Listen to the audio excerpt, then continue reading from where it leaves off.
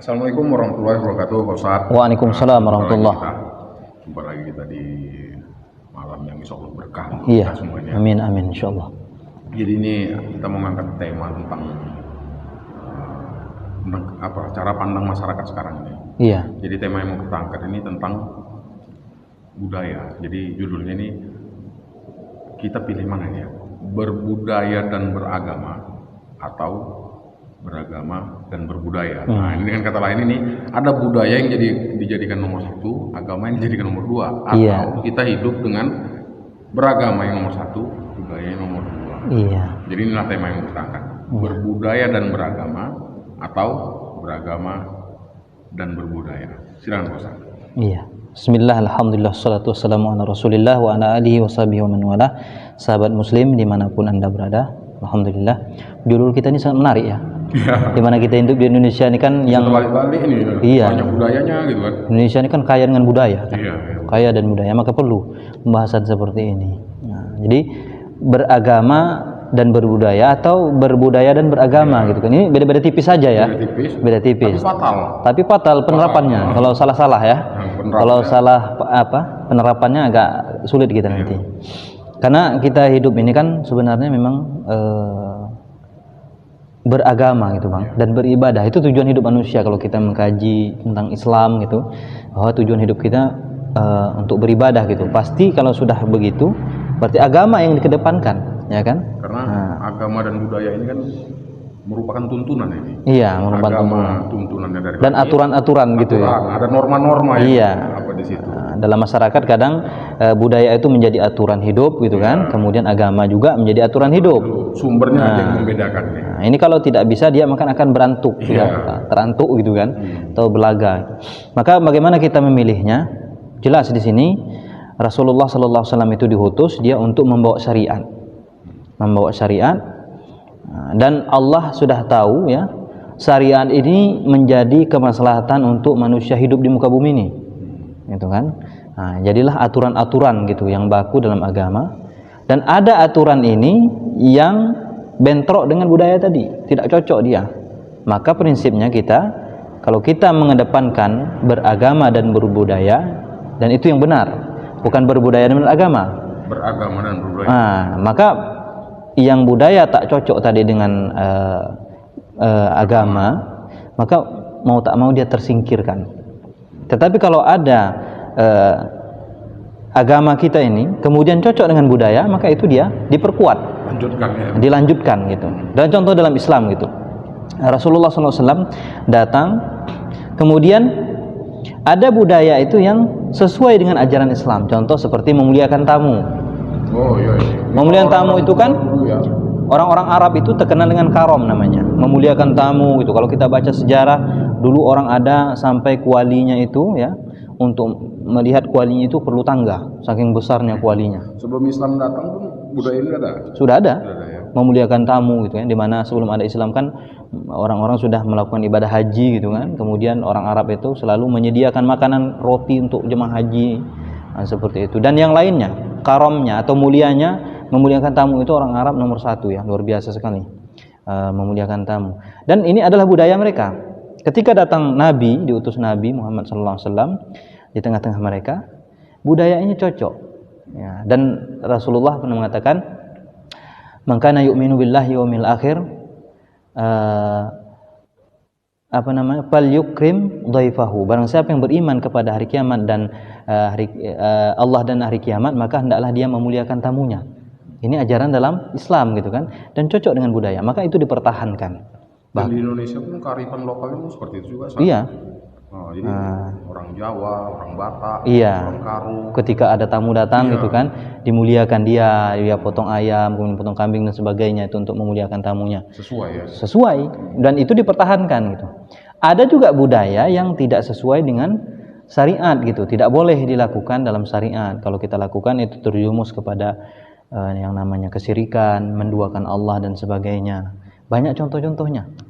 Di tempat kita misalnya ada yang namanya tepung tawar misalnya kan, sesajen gitu ya, memberi untuk setan gitu, bukan, atau menyembelih bukan untuk Allah tapi menyembelih untuk hantu dan setan dan sebagainya. itu budaya yang terlarang dalam syariat karena itu adalah bentuk kesyirikan. Nah, ada etikat yang lain, kepercayaan yang lain. Kalau dia melakukan ini maka dia akan diselamatkan. Prosesi nolak hujan. Menolak hujan, kemudian tolak bala. Cabai itu biasa Ustaz. Iya. Seharusnya jadi sambal, ini jadi nolak hujan deh. Iya. Lempar-lempar jagung dan semua banyak itu. Itulah kearifan lokal kita gitu. Iya, tapi tidak sesuai ya. Tidak sesuai. Maka kearifan lokal ini mau tidak mau kita harus singkirkan, kita tinggalkan, kita jalankan apa yang menjadi tuntunan syariat. Karena syariat sudah tahu, ya seperti tadi menolak hujan misalnya kan. Kita semua tidak punya kekuatan untuk menolak hujan. Sayang bawang kita yang kita buang tadi, yang kita seharusnya kita bikin cabai gitu kan, kita bikin sambal dan sebagainya gitu kan. Tapi kita buang-buang karena itu sudah jatuh membazir. Agama juga melarang untuk melakukan pembaziran gitu kan. Maka hal itu kita tinggalkan mau tidak mau. Bukan kita tidak sudi dengan budaya itu karena itu sudah terlarang dalam agama dan agama tahu itu tidak akan membawa maslahat bagi diri kita.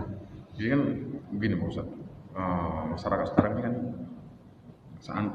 jika ada nih budaya yang berseberangan dengan agama, karena pertimbangannya ini dari nenek moyang, dari kakek-kakeknya dahulu, gitu. Jadi sangat dipertahankan lah. Jadi sampai dia mau mengorbankan syariat agama itu sendiri, dilanggarnya, diduakan dia lah ya kan, demi menjunjung budayanya ini. Itulah dia yang berbudaya dan beragama. Ini dalam pandangan Islamnya gimana Ustaz? Iya, mengedepankan perkataan nenek moyang gitu kan. Maka ini salah, tidak benar gitu kan. Karena kan seperti kita lihat nabi lah kita kan, di situ cerminan besar kita. Ketika dia diutus, dia membawa syariat, ajaran gitu. Dan ada ajaran nenek moyang sebelumnya menyembah berhala dan sebagainya gitu kan.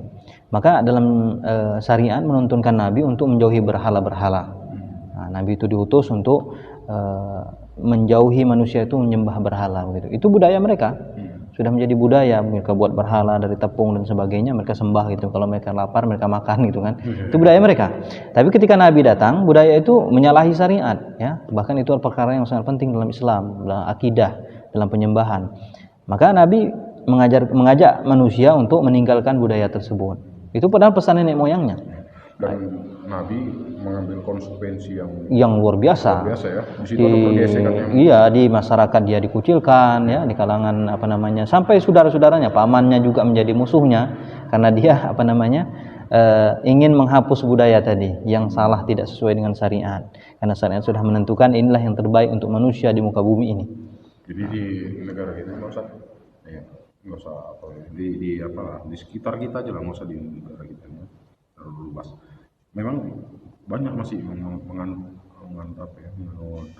kearifan lokal sehingga menomorduakan agama. Iya, risikonya nanti mereka akan mendapatkan yang namanya azab dari Allah Subhanahu wa taala. Ya, mereka tidak diturunkan keberkahan gitu, diturunkan ke di situ azab, permasalahan-permasalahan ya. Karena mereka jauh daripada tuntunan agama. Karena Allah itu kan tidak akan menuruh keberkahan di suatu negeri kalau negeri tersebut itu tidak melakukan ketaatan kepada Allah Subhanahu wa taala. Ketaatan di sini termasuklah tidak mengedepankan agama, tapi mengedepankan budaya. Nah, sebagaimana orang kadang-kadang kalau kita lihat di tempat kita masih melakukan budaya-budaya yang terlarang gitu kan, masih sesajian, kemudian masih tumbal-tumbal dan sebagainya. Itu semua mendatangkan azab Allah Subhanahu wa taala, bukan mendatangkan keberkahan-keberkahan. Pastinya kalau budaya yang terlarang dalam agama kita ya, itu dipertahankan tetap mendapat keburukan. Dapat keburukan. Di atas tanah dapat keburukan, kita udah masuk dalam tanah pun. Iya. Keburukan iya. Ya kan? Semasa hidupnya di bumi ini dia mendapat keburukan, tidak ada keuntungannya.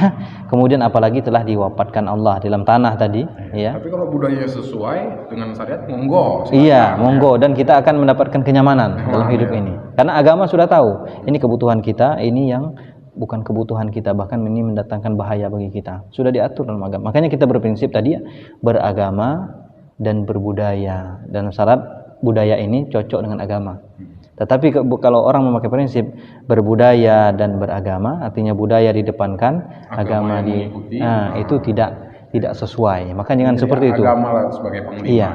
Maka sahabat muslim dimanapun Anda berada, kita itu beragama dan berbudaya, di mana budaya ini adalah yang cocok dengan syariat kita, sebagaimana yang kita jelaskan di depan tadi. Terima kasih Pak Ustaz, semoga menjadi pencerahan bagi kaum muslimin ya, dan muslim bosnya ada hal-hal yang memang harus ditinggalkan dalam budaya ketika dia tidak sesuai dengan agama. Ada yang silakan lanjut, memang agama juga tidak melarang, mendukung. Iya. Gitu. Jadi masih banyak Bang ya. Masih banyak budaya-budaya yang didukung oleh agama gitu. Itu kita lestarikan, kita apa. Jadi agama datang bukan mau memusnahkan budaya. Tidak. Tapi ada memang yang tidak sesuai. Iya. Ya itu harus ditinggalkan. Iya. Oke, terima kasih Pak Ustaz. Terima kasih apa penjelasannya. Iya, insyaallah. Assalamualaikum warahmatullahi wabarakatuh. Waalaikumsalam.